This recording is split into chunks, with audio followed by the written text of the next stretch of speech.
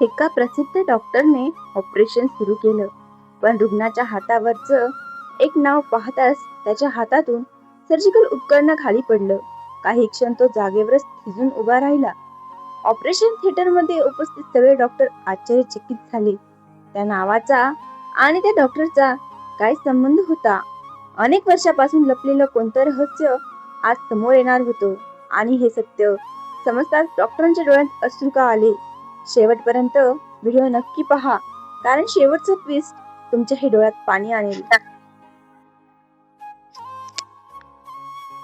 पुण्याच्या एका नामांकित मल्टीस्पेशालिस्ट हॉस्पिटलमध्ये नेहमीप्रमाणे धावपळ सुरू होती. सर्जन ऑफ द इयरचा किताब मिळालेले 42 वर्षीय डॉक्टर अभय सावंत आज सलग तिसरे क्रिटिकल ऑपरेशन करणार होते. शांत स्वभाव, चेहऱ्यावर कधीही न हरवणारा आत्मविश्वास आणि हातात कमालीचे कसब ही डॉक्टर अभयची ओळख होती. त्यांच्या हाताला जणू यशोदेचा स्पर्श होता. मृत्यूच्या दारातून त्यांनी शेकडो रुग्णांना परत आणले होते. आजचा रुग्ण 65 वर्षाचा एक वृद्ध माणूस होता. अत्यंत गंभीर हृदयविकाराचा झटका आल्यामुळे त्यांना तातडीने ICU मधून थेट ऑपरेशन थिएटर मध्ये आणले गेले होते. रुग्णाची प्रकृती मिनिटागणिक खालावत चालली होती. डॉक्टर अभय यांनी नेहमीप्रमाणे हात सॅनिटाईज केले, हिरवा सर्जिकल गाऊन घातला, चेहऱ्यावर मास्क चढवला आणि अत्यंत गंभीर मुद्रेने ऑपरेशन थिएटर मध्ये प्रवेश केला. तिथे आधीच भूल देणारे डॉक्टर आणि नर्स सर्व तयारी करून सज्ज होते. सर, पेशंटची नाडी वेगाने घसरत आहे. आपल्याला बायपास सर्जरी त्वरित सुरू करावी लागेल. वेळ खूप कमी आहे, असिस्टंट डॉक्टर घाबरलेल्या आवाजात म्हणाला. शांत रहा, आपण यांना वाचवू. BP मॉनिटरवर लक्ष ठेवा, डॉक्टर अभय आपल्या दीर्घ गंभीर आवाजात म्हणाले.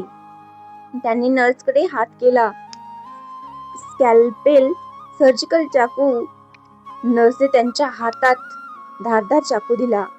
अभय यांनी रुग्णाच्या छातीवर कट मारण्यासाठी हात पुढे केला, पण शस्त्रक्रिया करण्यापूर्वी रुग्णाचा डावा हात व्यवस्थित स्थिर करण्यासाठी जेव्हा त्यांनी तो हातात घेतला, तेव्हा अचानक डॉक्टर अभय यांचे डोळे रुग्णाच्या मनगटावर स्थिरावले, जिथे ते जुन्या विरळ निळ्या शाईने एका नाव गोंदलेलं होतं, मंदा.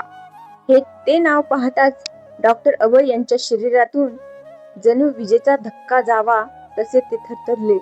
त्यांच्या हातातील धारदार सर्जिकल चाकू खणखण आवाज करत थेट फरशीवर पडला. त्यांचा श्वास रोखला गेला, डोळे विस्फारले. आजवर शेकडो जीव वाचवणारा हा निष्णात डॉक्टर एखाद्या पुतळ्यासारखा जागेवर थिजून गेला. मंदा हे नाव पाहताच डॉक्टर अभय यांच्या पायाखालची जमीन का सरकली. अभय यांच्या आईचे नाव मंदा होते, ज्यांचा 25 वर्षापूर्वी एका अपघातात मृत्यू झाला. पण जर आई 25 वर्षापूर्वी गेली होती, तर अनोळखी वृद्धाच्या हातावर त्यांच्या आईचे नाव काय करत होते आणि या वृद्धाचा त्यांच्या भूतकाळाशी काय संबंध होता? ऑपरेशन थिएटर मध्ये एकच शांतता पसरली. तिथे उपस्थित असलेले इतर डॉक्टर्स आणि नर्सेस एकमेकांकडे आश्चर्याने पाहू लागले. Sir, are you okay? Assistant डॉक्टरने अभय यांच्या खांद्याला स्पर्श करत विचारले. अभय भानावर आले. त्यांच्या कपाळावर घामाचे थेंब जमा झाले होते. त्यांनी थरथरत्या हाताने पडलेला चाकू उचलला आणि नर्सला तो बदलून देण्यास सांगितले. पण त्यांचे लक्ष समोर पडलेल्या त्या वृद्ध रुग्णाच्या चेहऱ्यावरून हटत नव्हते. ऑक्सिजन मास्क आणि नळ्यांमुळे चेहरा व्यवस्थित दिसत नव्हता, पण त्या चेहऱ्यावरील सुरकुत्या आणि ते नाव अभय यांना थेट 25 वर्ष मागे घेऊन गेले. 1999 ते वर्ष. अभय तेव्हा अवघ्या 17 वर्षाचे होते. त्यांचे कुटुंब अत्यंत गरीब होते. वडील विनायक सावंत हे दारूचे व्यसनी होते रोज रात्री घरी येऊन ते अभय आणि त्यांच्या आईला मंदाला बेदम मारहाण करायचे. मंदा शेजारी पाजारी धुनी भांडी करून अभयच्या शिक्षणाचा खर्च भागवायची. अभय, तुला खूप मोठा डॉक्टर व्हायचंय. या गरिबीतून आणि या नरकातून आपल्याला फक्त तुझं शिक्षणच बाहेर काढू शकतं, आई नेहमी अभयचे अश्रू पुसत सांगायची. पण एक रात्री वाद विकोपाला गेला. विनायकने दारूच्या नशेत मंदावर रॉकेल ओतले. अभयने वडिलांना अडवण्याचा खूप प्रयत्न केला, पण विनायकने अभयला ढकलून दिले, ज्यामुळे त्याचे डोके भिंतीवर आपटले आणि तो बेशुद्ध झाला. जेव्हा अभयला जाग आली तेव्हा घर जळून खाक झाले होते. शेजाऱ्यांनी सांगितले की त्या आगीत त्याची आई मंदा जळून खाक झाली आणि त्याचे वडील विनायक सावंत पोलिसांच्या भीतीने पळून गेले. त्या रात्रीनंतर अभय अनाथ झाले, पण आईचे स्वप्न पूर्ण करण्यासाठी त्यांनी अहोरात्र कष्ट केले आणि आज ते या पदावर पोहोचले होते. अभय यांनी थरथरत्या हाताने रुग्णाच्या चेहऱ्यावरील ऑक्सिजन मास्क क्षणभर बाजूला केला. जुना डोक्यात साठवून ठेवलेला तो क्रूर चेहरा आणि आजचा हा वृद्ध चेहरा दोन्ही एकच होते.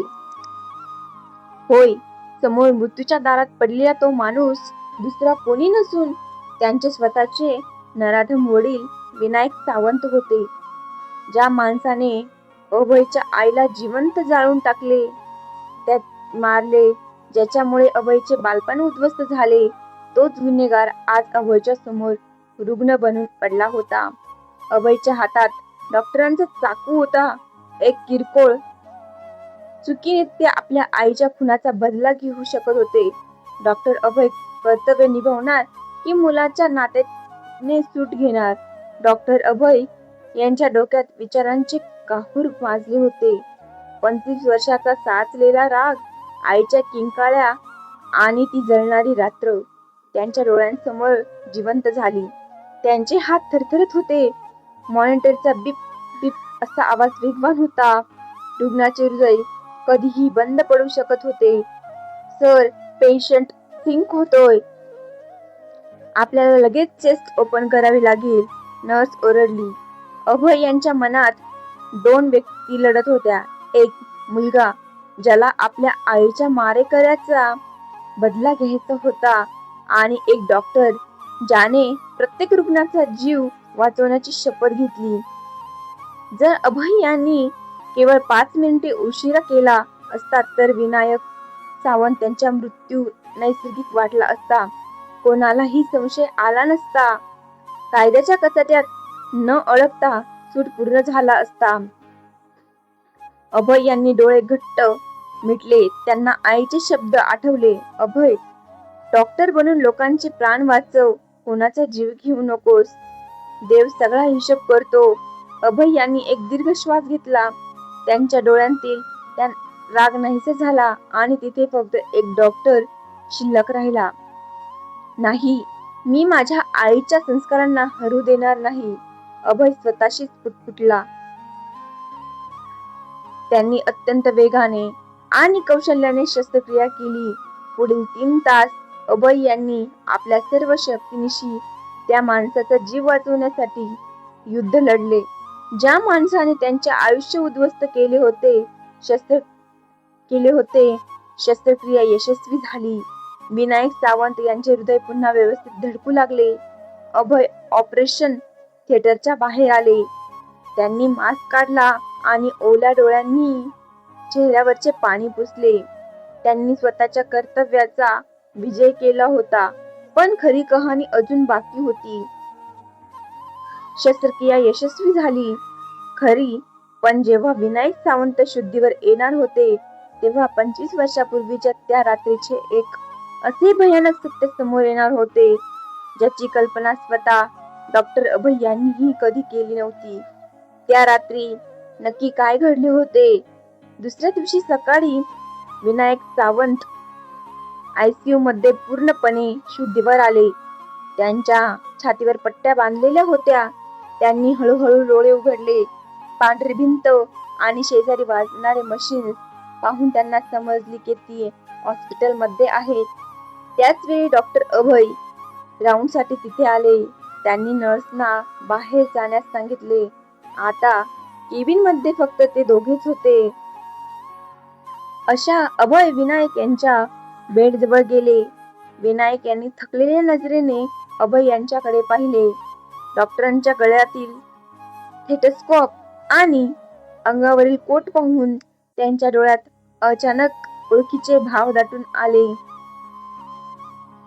ओ अभय, बाळा तू? विनायक यांचा आवाज अत्यंत क्षीण आणि कातर होता. त्यांच्या डोळ्यातून पाणी वाहू लागले. मला बाळा म्हणण्याचा अधिकार तुम्ही 25 वर्षापूर्वीच गमावला आहे, मिस्टर विनायक सावंत. अभय अत्यंत थंड आणि कठोर आवाजात म्हणाले. मी आज तुम्हाला केवळ एक डॉक्टर म्हणून वाचवले, तुमचा मुलगा म्हणून नाही. ज्या आईला तुम्ही जिवंत जाळले, तिच्या मुलानेच आज तुमचे प्राण वाचवले आहेत. हा नियतीचा खेळ पहा. विनायक यांनी ऐकून जोरात नकारार्थी मान हलवली. त्यांच्या डोळ्यांतील पश्चाताप आणि भीती स्पष्ट दिसत होती. नाही अभय, नाही. तू जे समजतोयस ते खोटं आहे. मी मंदाला, तुझ्या आईला मारले नाही. विनायक रडत रडत कसेबसे बोलले. खोटं बोलू नका. माझ्या डोळ्यात देखत तुम्ही आईवर रॉकेल ओतलं होतं. अभय रागाने ओरडले. हो, मी ओतलं होतं. मी दारूच्या नशेत पेढा झालो होतो. पण मी आग लावली नाही, विनायक म्हणाले. जर विनायक यांनी आग लावली नव्हती तर मग त्या रात्री घरात आग कशी लागली आणि मंदाचा मृत्यू कसा झाला? विनायक सावंत जे सांगणार होते त्याने अभय यांच्या पायाखालची जमीन पुन्हा एकदा सरकणार होती. विनायक सावंत धापा टाकत सांगू लागले. त्या रात्री मी मंदाशी भांडलो, तिच्यावर रॉकेलही ओतले. पण जेव्हा तू बेशुद्ध पडलास तेव्हा मला माझ्या चुकीची जाणीव झाली. मी घाबरलो आणि घरातून बाहेर पळालो, जेणेकरून माझा राग शांत होईल. मी बाहेर असतानाच घराला आग लागली. मला आग लावली कोणी? मग आग लावली कोणी? अभयने संशयाने विचारले. घराला आग लागली नाही बाळा, ती लावली गेली होती. ती आपल्या घराच्या जागेवर डोळा असलेल्या स्थानिक गुंडांनी रात्रीचा फायदा घेऊन घराला बाहेरून कडी लावली आणि आग लावून दिली. मी जेव्हा धावत परत आलो तेव्हा संपूर्ण घर आगीच्या विळख्यात होते. मी मंदाला वाचवण्यासाठी आत जाण्याचा प्रयत्न केला, पण लोकांनी मला अडवले. त्या आगीत मीही होरपळलो होतो. विनायक यांनी त्यांच्या पाठीवरचे जुने जळालेले डाग दाखवले. पण मग तुम्ही पोलिसांना का सांगितले नाही आणि तुम्ही पळून का गेलात? अभयने विचारले. कारण त्या गुंडांनी मला धमकी दिली होती की जर मी तोंड उघडले तर ते हॉस्टेलमध्ये असलेल्या माझ्या लहान मुलाला, म्हणजेच तुलाही जिवंत मारून टाकतील. तुला वाचवण्यासाठी मी गुन्हेगार बनणे पत्करले. मी शहरातून पळून गेलो जेणेकरून तुझे लक्ष अभय अभ्यासावरून विचलित होणार नाही आणि तू सुरक्षित राहशील. मी रोज देवाकडे प्रार्थना करायचो की माझी मंदा गेली तरी माझा मुलगा डॉक्टर व्हावा आणि आज माझी प्रार्थना पूर्ण झाली. विनायक ओक्साबोक्शी रडू लागले. अभय शून्य झाले. ज्या वडिलांना त्यांनी आयुष्यभर तिरस्कार केला, ज्यांना आईचा मारेकरी मानले, त्यांनी प्रत्यक्षात अभयचा जीव वाचवण्यासाठी स्वतःवर गुन्हेगारीचा शिक्का मारून घेतला होता आणि 25 वर्ष नरक यातना भोगल्या होत्या. पण कथेचा सर्वात मोठा ट्विस्ट अजून येणे बाकी होते. विनायक यांनी सांगितले की मंदा त्या आगीत मरण पावली. पण खरंच मंदा मरण पावली होती का? की या मागचे अजून एखादे मोठे रहस्य दडले होते? डॉक्टर अभय यांच्या आयुष्यातील सर्वात मोठा धक्का आता त्यांच्या समोर येणार होता. विनायक यांचे बोलणे ऐकून अभय यांच्या डोळ्यांतून अश्रू वाहू लागले. त्यांनी विनायक यांच्या हातात हात घेतला. त्याच वेळी हॉस्पिटलच्या दारावर थाप पडली. एक वृद्ध महिला पांढऱ्या साडी डोक्यावर पदर घेऊन, हातात जेवणाचा डबा घेऊन आयसीयूच्या केबिन मध्ये आली. त्या महिलेचा चेहरा वयस्कर झाला होता, पण तिच्या डोळ्यांतील तीच माया, तीच चमक जिवंत होती. तिने आत येताच डॉक्टर अभय आणि बेडवर पडलेला विनायक सावंत यांच्याकडे पाहिले. तिच्या हातातील जेवणाचा डब्बा जमिनीवर पडला आणि त्यातून पोळ्या विखुरल्या गेल्या.